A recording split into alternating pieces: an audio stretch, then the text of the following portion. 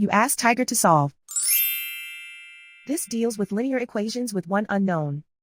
The final result is x equals 19/6. Let's solve it step by step. Simplify the expression. Expand the parentheses. Multiply the coefficients. Simplify the arithmetic. Group all constants on the right side of the equation. Add 15 to both sides. Simplify the arithmetic.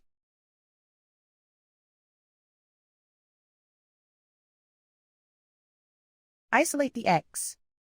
Divide both sides by 6. Simplify the fraction. And so the final result is x equals 19/6.